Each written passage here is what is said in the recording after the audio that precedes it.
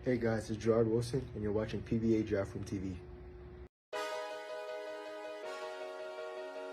Napapansin po namin na 88% ng aming viewers ay di pa nakasubscribe. Kaya kung nagustuhan niyo naman po yung video, bilang tulong lang sa aming channel, ay hinihiling lang po namin na pakipindot ang like, subscribe button at notification bell. Maraming salamat mga ka-draft room! Welcome back po mga ka-draft room. May ilang mga surprise teams ang biglang tumaas sa standings this conference. Kaya't expect nyo na malaki ang mababago sa order at may ilan din prospects ang nag-declare na kaya't napasama na din dito sa ating mock draft. Ito na nga po, sisimulan na natin. Sa first overall pick, Terra Firma selects Kentin Milliola Brown. Malaki talagang kawalan dahil hindi nag-resign si Stan Hardinger at naisipan na lang ng Jeep i-trade ito. Sakto din ito dahil may towering big man ang available sa draft na to na si QMB. Bukod sa mapupunan nito ang inside game na naiwan ni C. Stan, ay mas bata pa ito at mahaba ang prime. Yan ay kung di siya agad ite-trade ng Terra Firma.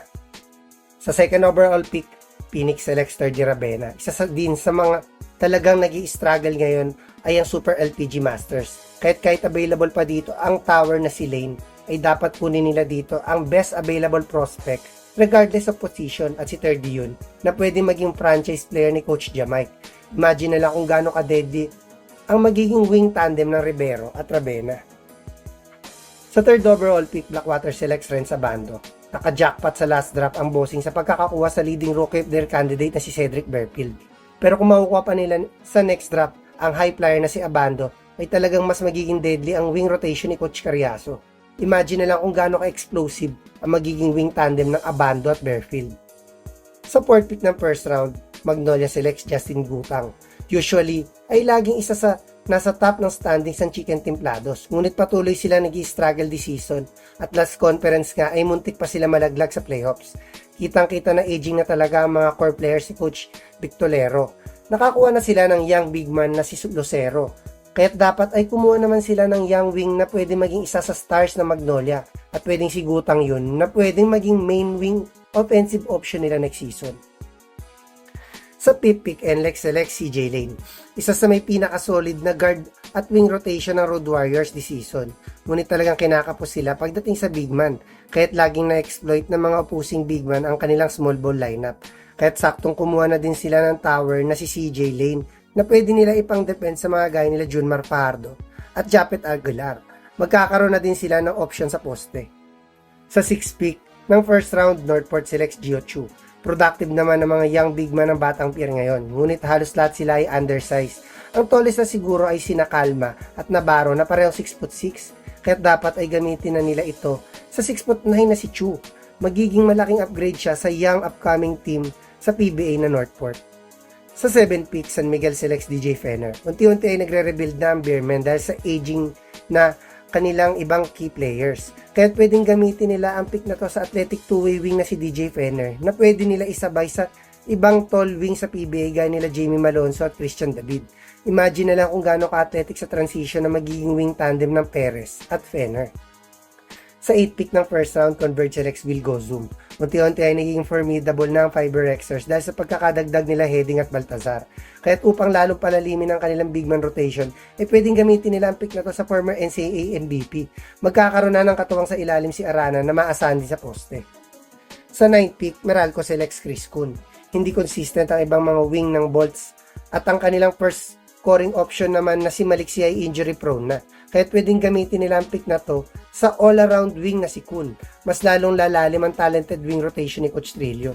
Imagine na lang ang potential ng young wing tandem ng Cancino at Kuhn.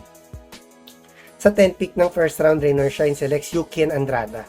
Alam naman natin kung gaano kahalaga kay coaching ang big man na may outside shooting. Kaya't saktong makuha nila dito ang isa sa pinaka-efficient stretch big man sa class na ito, na may winning mentality din na maidadagdag sa unti-unting nagiging contender na Elasto Painters. Sa 11th pick, Ginebra selects LJ Gonzalez. Halos every season na ay kumukuha ng bagong point guard ang Gene Kings. Ito rin ay dahil sa paghahanda nila sa pagre-retiro ni Tenorio.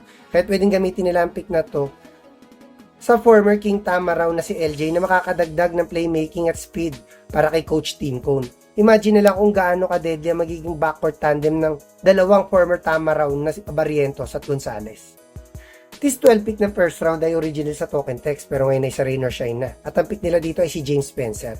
Kung tutusin ay loaded talaga ang wing rotation ng Elasto Painters. Ngunit karamihan sa mga ito ay slasher gaya nila Jonard Clarito at Sean Ildefonso. Meron naman silang spot-up shooter na si Escandor, ngunit hindi pa ito masyado consistent. Kahit saktong gamitin nila ito sa Japan B-League sniper na si James Spencer. Posibleng magkaroon na uli si Coach Yeng ng designated shooter na talagang kinulang nila simula na wala si Jeff Chan. Imagine na lang kung gaano ka-deadly ang pwedeng maging sharp shooting duo ng Asisio at Spencer.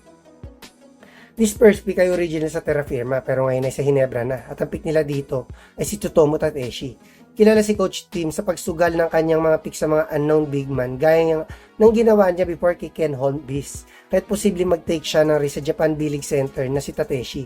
Sakto din ito dahil malaking size ang nawala sa kanila nung na-trade si Stan Hardinger.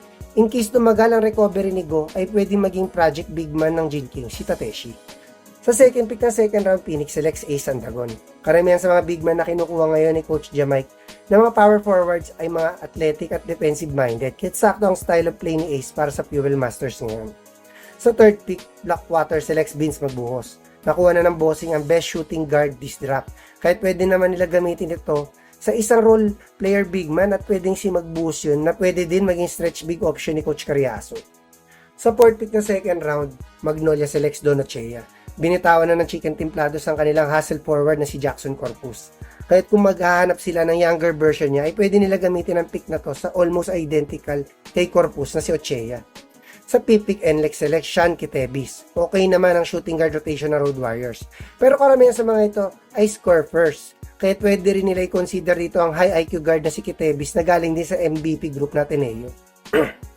This 6th pick ng second round ay original sa Northport, pero ngayon ay sa San Miguel na, at ang pick nila dito ay si Kobe Ordonio. Medyo aging na ang point guard rotation ng Beerman. Kaya para sa paghahanda sa future ay pwede nilang kunin dito si Kobe Ordonio na may similarities din kay Chris Ross, at possible din maging steal sa class na to. This 7th pick ng second round ay original sa San Miguel pero ngayon ay sa Converge na at ang pick nila dito ay si Joaquin Manuel. Halos lahat ng kinuha ng Converge last draft ay may championship experience sa college ranks. Kaya't malaki ang chance na kunin nila dito ang Lasal wing na si Waki na former teammate din ni Balti. This 8th pick ay original sa Converge pero ngayon ay sa Rain or Shine na at ang pick nila dito ay si Harvey Pagsanan. Sa mga recent draft ay lagi nakakakuha ng steal sa second round dahil last to Painters, gaya nila Jonard Clarito at Adrian Nocum. Kaya di na ako magugulat kung kunin nila dito ang Ajax star na si Pagsanhan. For sure ay magtatry dito sa sistema ng Ross dahil ang mga buwang loob gaya ni Harvey ang laging hinahanap ni coaching sa draft. Imagine na lang kung gaano ka-deadly ang pwedeng mabuong backcourt ng Pagsanhan at Nocum. Sa 9th pick ng second round, Meralco selects Rodel Gravera. Hindi na tayo sure kung makakapirma pa ba ang makukuha nila dito. Pero kung sakaling magka-open spot ay pwede nila consider dito ang versatile forward na si Gravera na babagay ang hustle at depensa sa kanilang sistema. Sa 10th pick, Rain or Shine selects Nat Cuseo. Karamihan sa mga second round ng Elasto Painters last draft ay mga power forwards nung college na plano nila i-convert sa 3-spot na sina Mike Malonzo at Miggy Cortesa. Kaya di na ako magugulat kung kunin ni coaching dito ang hustle guy na si Cuseo. Sa 11th pick ng second round, Hinebra selects Gerard Wilson. Hindi na tayo sure kung gagamitin pa ba ng Gene Kings ang pick na to o makakapirma, pero kung sakali ay pwede nila kunin dito ang two-way guard na si Wilson na pwede maging lockdown guard defender sa kanilang guard rotation na puno na ng scorer. This last pick ng second round ay original sa token text pero ngayon ay sa Rain or Shine na at ang pick nila dito ay si Dave Ando. Madami ng stretch big si Coach Yeng pero pwede din niya subukan ng 6'7" na si Ando na may efficient 3-point shooting at high IQ na babagay talaga sa Elasto Painters. Magsisimula na ang PBA D-League at may ilang mga PLAMs ang nag-declare na sa draft kahit pwedeng next mock draft ay may madagdag na naman hanggang sa susunod na lang mga ka-draft room.